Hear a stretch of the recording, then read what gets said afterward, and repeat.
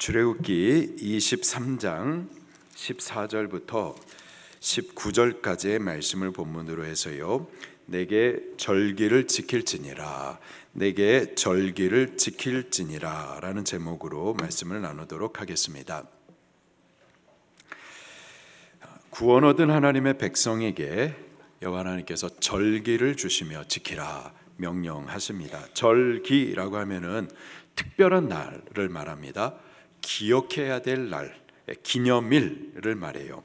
우리나라에도 여러 기념일들이 있죠. 3.1절이 있습니다. 일제에 빼앗긴 주권을, 국권 회복에 대한 독립의 기치를 세웠던 날, 그날을 기념하는 날이죠.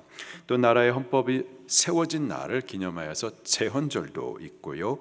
또 이스라엘의 출애굽 날과 같은 광복절도 있습니다. 그리고 예수님의 탄생을 기념하는 성탄절도 우리 국가 기념일로 지정이 되어 있어요. 저는 어렸을 때에 우리나라뿐만 아니라 많은 나라가 이 크리스마스를 기념하는 줄 알았어요. 근데 그렇지 않죠. 아시아에서는 몇 개 나라나 이 크리스마스를 그 국가 기념일로 지킬까요? 몇 개 나라 될까요?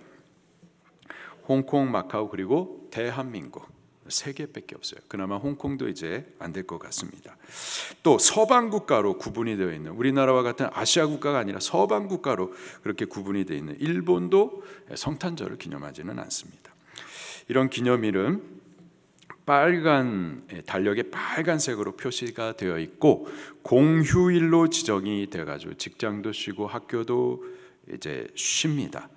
쉬라라고 하는 것은 산으로 들로 해외로 놀러 가라라는 말이 아니고 그 날의 의미를 기념하라라는 뜻이 있는 거죠.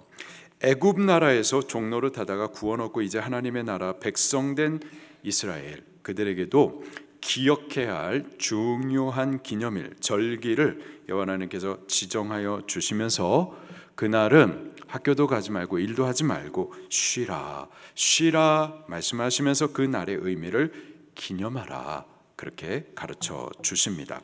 3가지 절기를 지정해 주세요. 14절 말씀을 같이 읽겠습니다. 시작.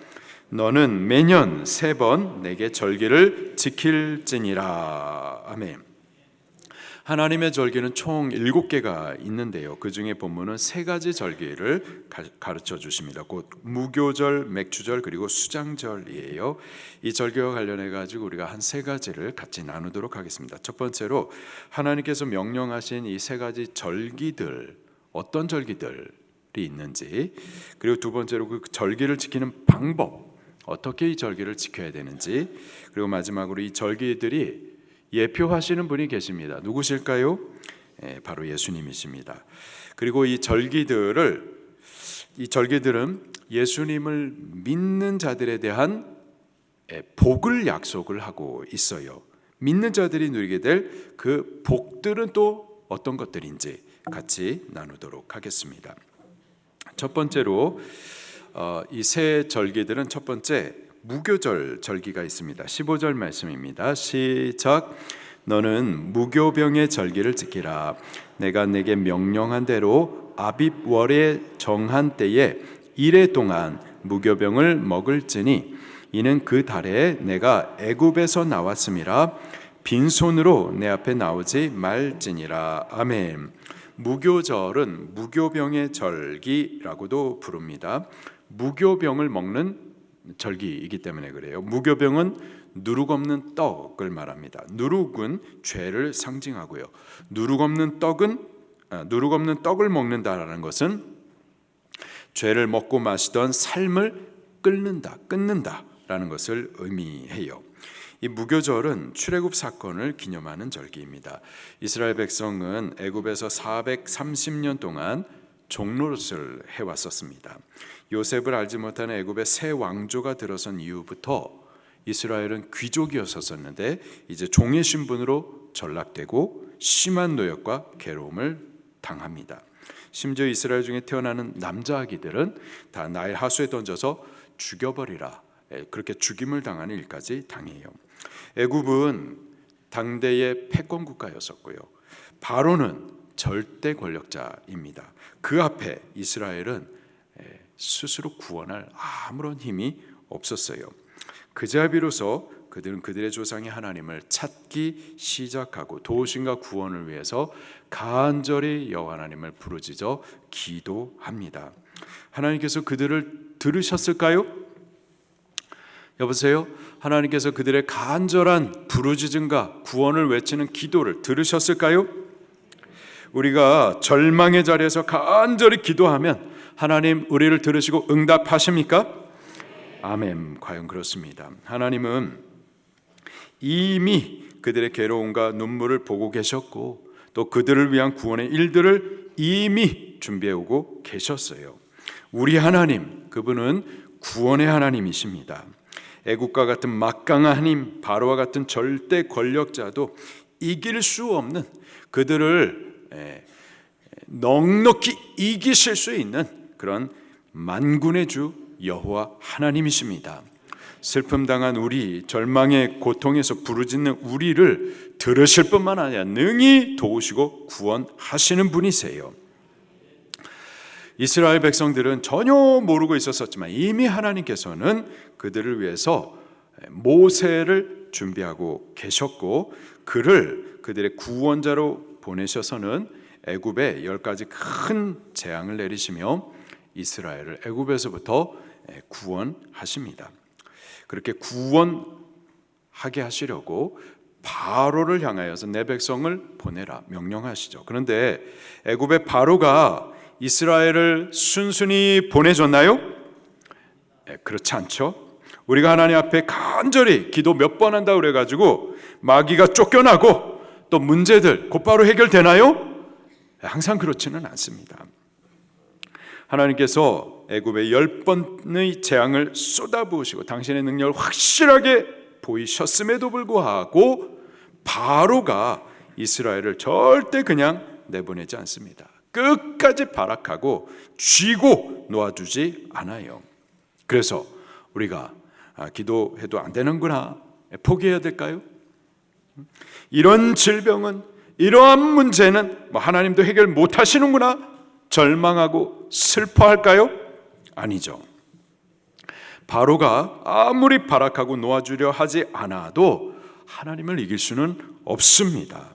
하나님 하시는 구원의 일을 막지 못해요. 마귀가 아무리 발악해도 절대로 우리와 우리의 자녀를 마귀가 계속해서 묶어두지 못합니다.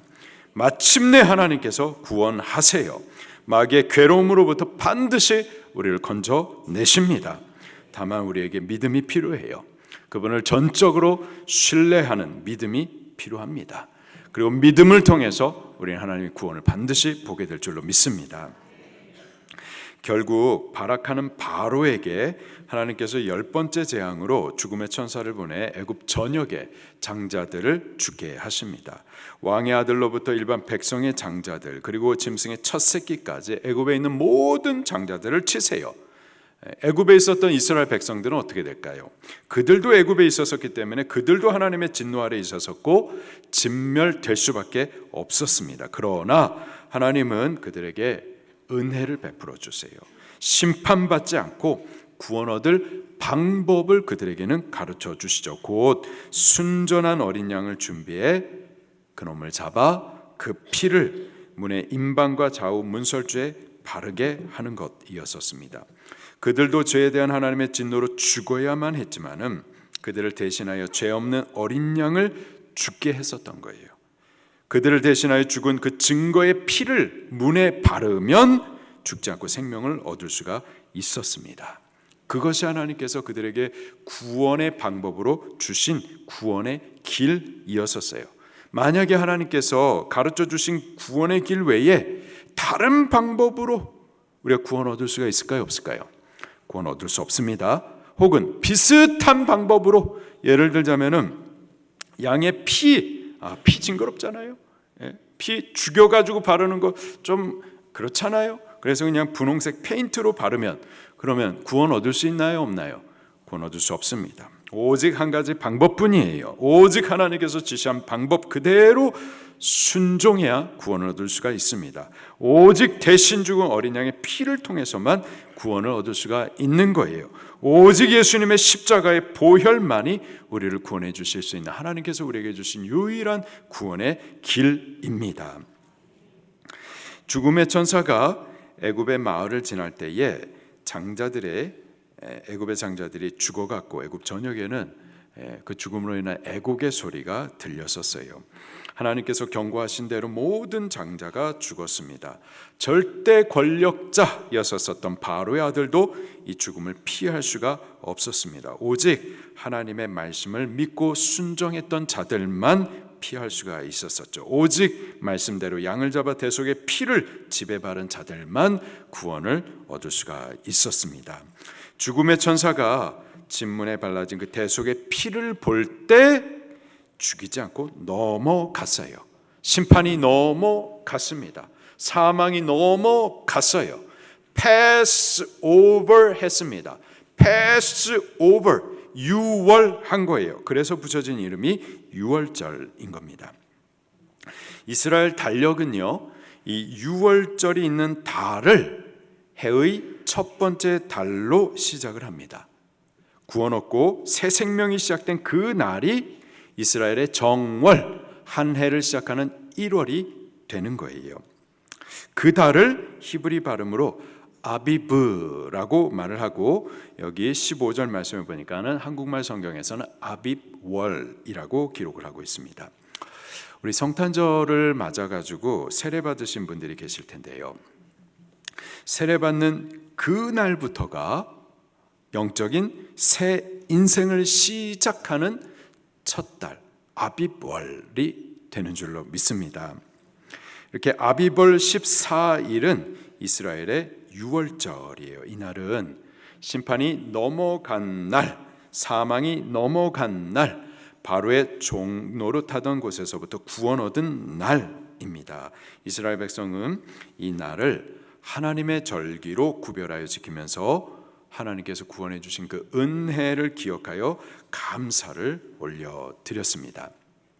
그리고 그 유월절 다음 날부터 7일 동안 이어지는 절기가 무교절이에요. 그래서 이 유월절과 이 7일 동안의 무교절, 이 두 절기는 그냥 하나로 묶어진 한 절기로 보는 겁니다. 그래서 유월절이라고 하면은 유월절과 함께 이어지는 무교절을 함께 말하는 거고요. 마찬가지로 무교절이라고 하면은 유월절과 함께 묶어가지고 이렇게 지칭하는 겁니다. 이 무교절 7일 동안은 이스라엘 백성들은 집안에 있는 모든 누룩을 찾아 제거합니다. 그리고 누룩 없는 떡을 먹어요. 누룩 없는 떡, 곧 무교병을 먹는 절기라 해서 붙여진 이름이 무교절의 절기, 무교절이라고 말을 합니다. 누룩은 무엇을 상징한다고요? 죄를 상징합니다.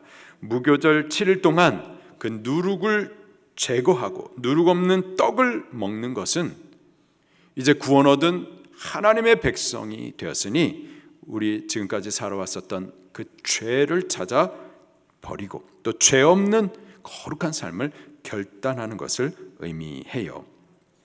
유월절 혹은 무교절의 절기는 애굽의 권세로부터 구원 얻은 날을 기념하여 감사하는 절기이고, 또한 구원 얻은 자로서 이제 누룩을 제거하듯 지금까지 살아왔었던 그 죄를 찾아 버리는 거룩한 삶에 결단하는 절기가 무교절입니다.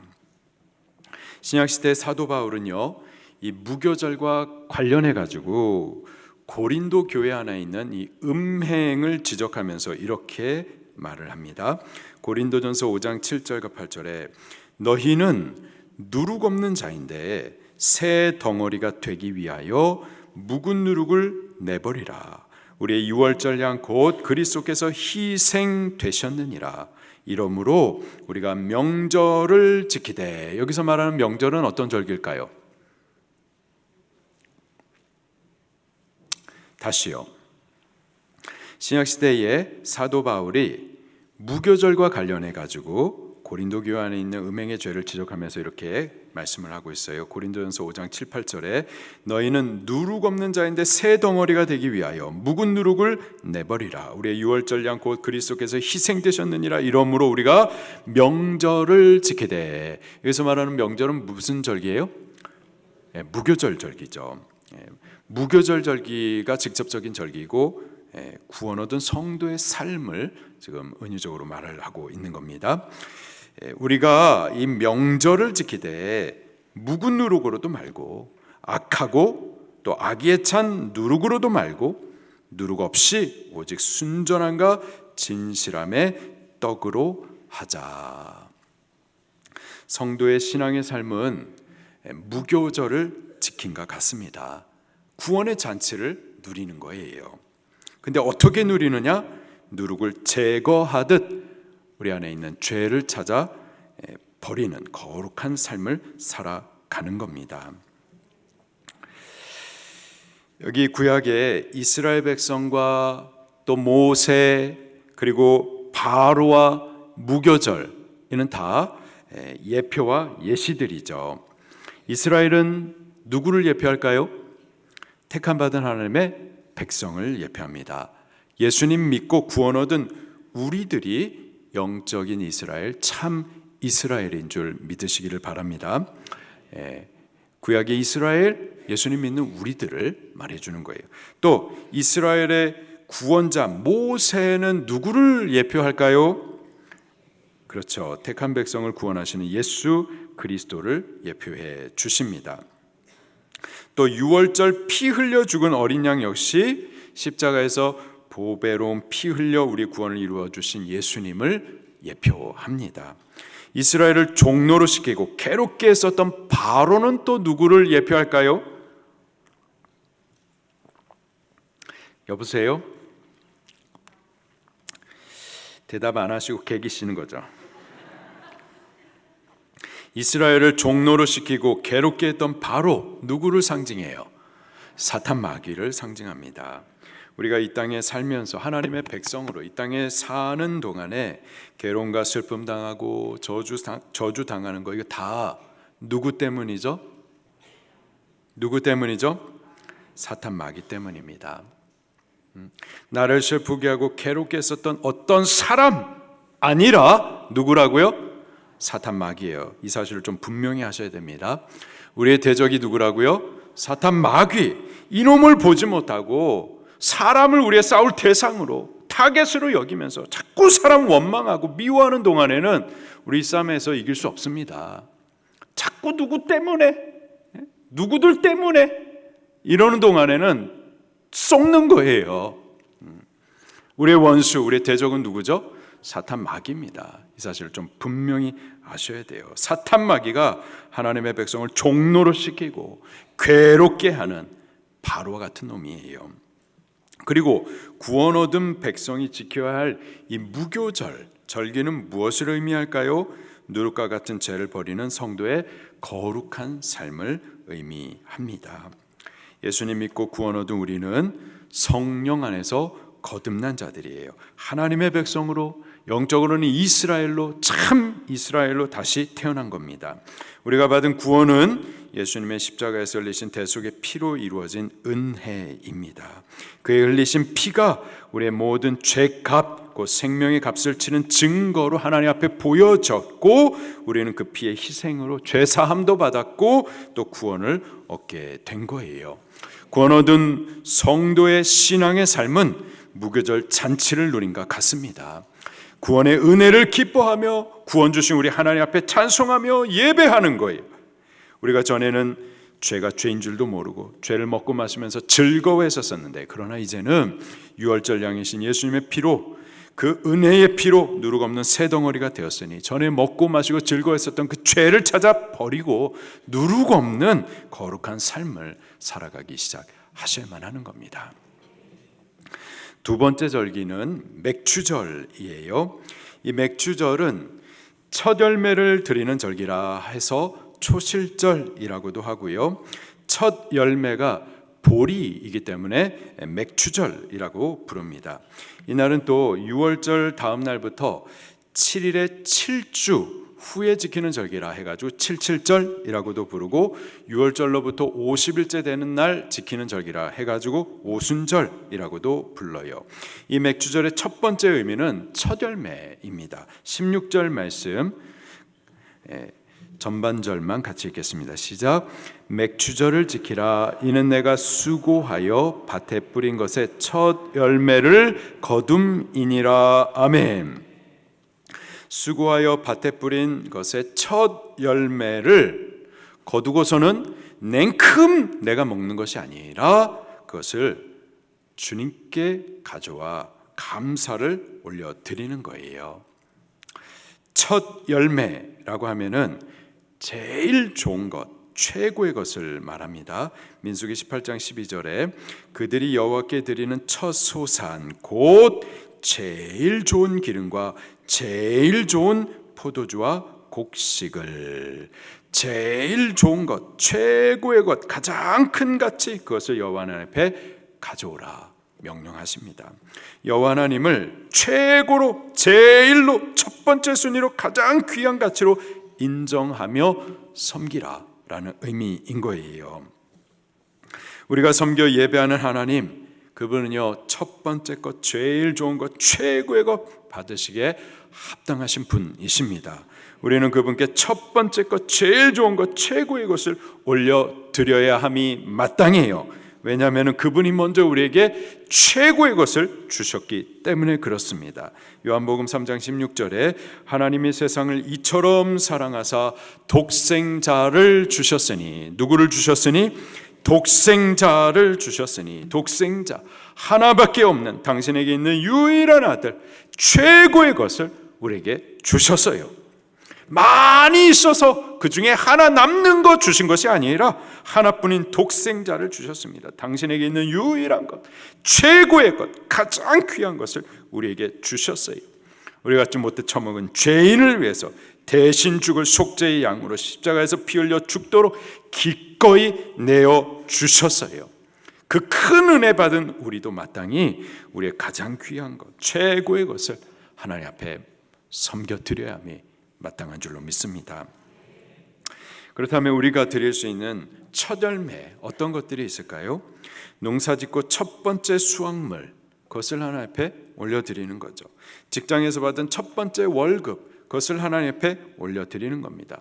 사업의 첫 번째 수확된 것 올려드리는 거예요. 하루를 시작하는 첫 시간, 그것을 하나님 앞에 구별해 올려드리는 겁니다. 한 주간을 시작하는 첫 날, 주일을 하나님 앞에 올려드리는 거예요. 우리가 일하기 전에 혹은 공부하기 전에 첫 시간을 먼저 하나님 앞에 기도하면서 그 시간을 올려드리는 겁니다. 구약시대에는요 월삭이라고 해가지고 매월 첫날, 매월의 첫날, 매월 1일 그날을 또 하나님 앞에 구별하여서 예배를 올려드렸어요. 우리 방주교회는요 매해 첫날 첫 시간 1월 1일 0시 그 시간을 또 하나님 앞에 구별하여서 예배를 올려드리죠. 또 이스라엘 백성들 중에서는요 모든 첫 번째 아들들 그것을 하나님 앞에 올려드리는데 그 아들들을 죽여서 올려드릴 수는 없고 그래서 대신하여서 레위인들을 하나님 앞에 첫 열매로 구별하여서 성전 봉사자들로 올려드렸습니다. 마찬가지로 우리의 몸을 성전 봉사자로 구별하여 드리는 것으로 우리가 하나님 앞에 첫 열매로 그렇게 섬길 수가 있겠습니다. 성경은요 이 첫 열매와 관련해 가지고 바르게 이 첫 열매를 하나님 앞에 올려 공경할 때에 받을 복과 또 하나님을 무시할 때에 받을 저주에 대해서 분명하게 말씀해 주십니다. 예레미야 2장 3절 말씀에 보게 되면은요 이 첫 열매 하나님의 것, 하나님께 올려야 될 것, 근데 그것을 냉큼 자기가 삼켜 먹는 자들에 대하여서 저주를 경고하세요. 기록하시기를 이스라엘은 여호와를 위한 성물 곧 그의 소산 중 첫 열매이니 그를 삼키는 자면 모두 벌을 받아 재앙이 그들에게 닥치리라. 하나님의 것을 삼키는 자는 재앙을 받는다 분명히 말씀하고 계세요. 반대로요 잠언 3장 9절부터 10절 말씀에 보면은 그 첫 열매로 하나님 앞에 올려 하나님을 공경하는 자, 그들이 받을 복에 대해서도 약속을 하고 계십니다. 기록하시기를 내 재물과 내 소산의 처음 익은 열매로 여호와를 공경하라. 그리하면 내 창고가 가득히 차고 내 포도즙 틀에 새 포도즙이 넘치리라. 하나님을 존귀히 여기는 자, 그분을 하나님께서도 존귀히 여기고요, 하나님을 최고의 것으로 첫 열매로 섬기는 자, 그를 또 하나님께서도 최고의 것으로 복을 베풀어 주시는 겁니다. 우리는 하나님께서 우리에게 먼저 그의 첫 번째이자 유일하신 아들 예수님을 기꺼이 주신 것처럼 우리들도 하나님께 첫 열매로 하나님을 공경하여 올려드림으로 그분을 최고로 제일로 첫 번째 순위로 가장 귀한 가치로 그렇게 인정하며 섬기십시다. 그래서 또 하나님으로부터 최고의 것으로 복을 받아 누릴 수 있기를 예수님 이름으로 축원합니다. 마지막으로 하나님께서 명령하신 그 세 번째 절기는 수장절이에요. 수장절은 연말에 밭에서 추수한 곡식을 곡간에 수장한 후에 그 풍성한 곡식 주신 하나님을 인정하며 감사하여 드리는 절기입니다. 16절 말씀을 다시 한번 읽겠습니다. 시작. 맥추절을 지키라. 이는 내가 수고하여 밭에 뿌린 것의 첫 열매를 거둠이니라. 수장절을 지키라. 이는 내가 수고하여 이룬 것을 연말에 밭에서부터 거두어 저장함이니라. 아멘. 연말에 추수한 곡식을 곡간에다가 수장하여 지키는 절기라 해서 수장절이라고도 말을 하고요. 또 이 수장절은 장막절 혹은 초막절이라고도 부르는데 그 절기를 지키는 7일 동안 장막에서 초막에서 절기를 지키기 때문입니다. 풍성한 곡식을 거둔 후에 배불러서 헌신을 빼앗기지 말고 헌신을 이어가라 라는데 이 초막절에 교훈이 있는 거예요. 또한 이 땅에서의 삶은 초막과 같다. 임시적인 것이다. 우리가 영원히 걸쳐서 영원한 도성은 이 땅에 있는 것이 아니라 하나님 나라에 있음을 기억하라 라는 의미도 있는 거예요. 과연 그렇습니다. 곡간에 풍성한 곡식이 있을 때 우리 헌신을 뺏기기가 쉬워요. 곡간에 풍성한 곡식을 채운 후에 배부르다, 이제는 넉넉하다, 안전하다, 우리가 가진 것으로 어떤 안정을 취하려고 할 때 그때 헌신을 빼앗기죠. 은혜 받아요. 은혜 받는 것이 귀합니다. 근데요, 은혜 받고 난 이후에 교만과 미혹에 빠지기 쉬워요. 그럴 때일수록 더 겸비하여서 초막으로 내려와야만 하는 거예요. 헌신을 이어가셔야만 하는 겁니다. 그리고 초막절, 초막에서 생활하라. 초막은 잠시 머무는 텐트예요. 그 텐트에서 생활하라 라고 하는 것은 우리의 삶이 천성을 향해 가는 나그네의 삶이죠. 그 천성을 향해 가는 나그네의 삶의 상징이 바로 초막인 겁니다. 집 짓고 안주하여 살지 않고 초막에서 헌신 생활하는 거예요. 이 헌신을 빼앗기면은 우리 망한다, 그렇게 하셔야 되겠습니다. 초막을 지켜나가십시다. 헌신을 이어가십시다. 목사도 마찬가지고 자꾸 게을러져요. 우리가 안주하다 보면은 헌신을 빼앗겨요. 다시 한번 막 뒤집어 놓고 다시 한번 초심으로 들어가서 우리 다시 하나님 앞에 하나님 아니면 살 수 없음을 고백하면서 그렇게 헌신하며 기도할 수 있기를 예수님 이름으로 축원합니다. 구원 얻은 하나님의 백성은요, 이 세 가지 절기를 반드시 지켜야만 해요. 17절 말씀입니다. 시작.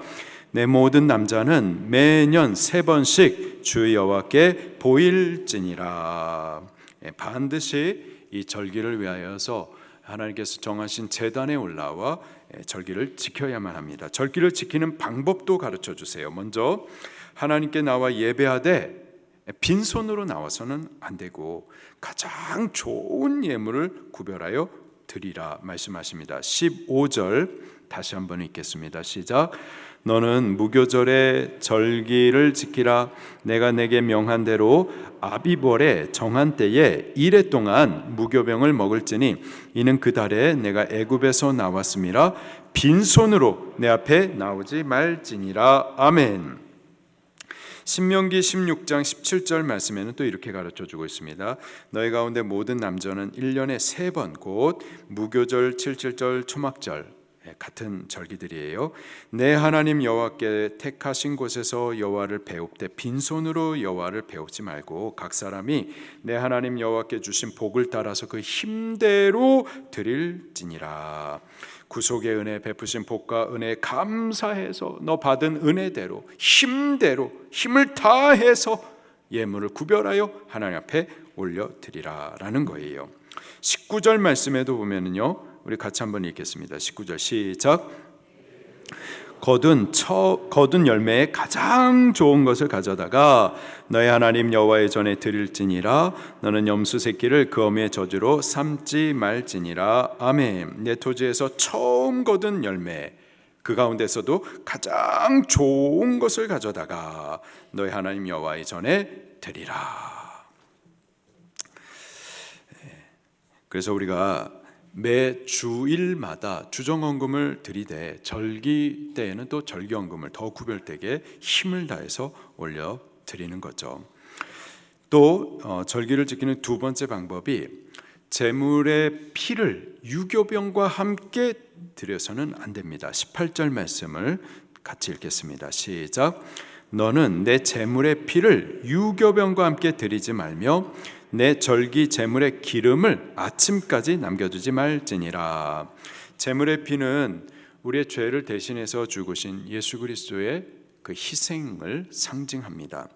그리고 유교병이라고 하면은 무교병과 반대되는 말이에요. 무교병이 뭐라고 그랬죠? 누룩 없는 떡. 유교병이라고 하면은 누룩 섞은 떡을 말합니다. 그리고 누룩은 뭐라고 그랬죠? 죄를 상징해요. 죄를 버리지 않으면서 예수 그리스도의 희생을 올린다? 거짓말이죠. 회개하고 대속의 피를 믿는 믿음으로 제사를 올려야 그것이 하나님 앞에 받으실 만한 합당한 제사가 될 수가 있는 겁니다. 제사와 예물은 항상 회개와 믿음으로 올려드리셔야만 하는 거예요.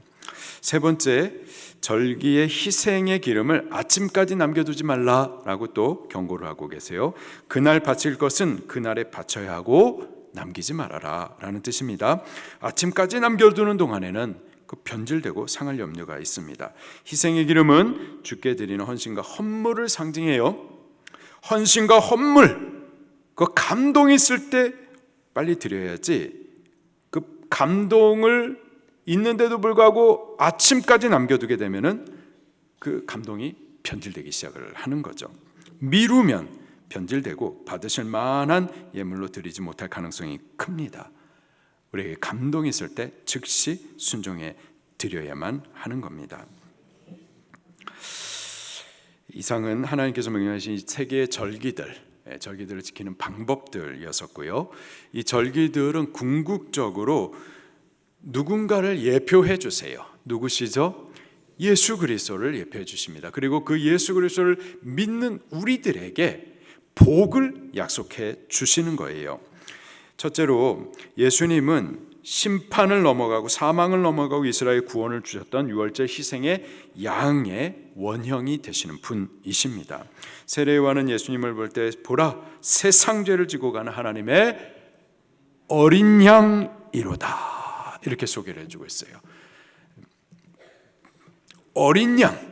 근데 하나님의 어린 양. 우리가 준비한 어린 양이 아니라 하나님께서 친히 우리를 위해서 준비하신 어린 양. 근데 세상 죄를 지고 가는 우리 한 사람의 죄만이 아니라 인류의 모든 죄를 지고 대신 죽을 하나님께서 친히 예비하신 어린 양이라고 예수님을 소개해주고 있습니다. 예수님 스스로도 당신을 이렇게 말씀하세요. 마태복음 20장에 내가 온 것은 자기 목숨을 많은 사람의 대속물로 주려 함이니라.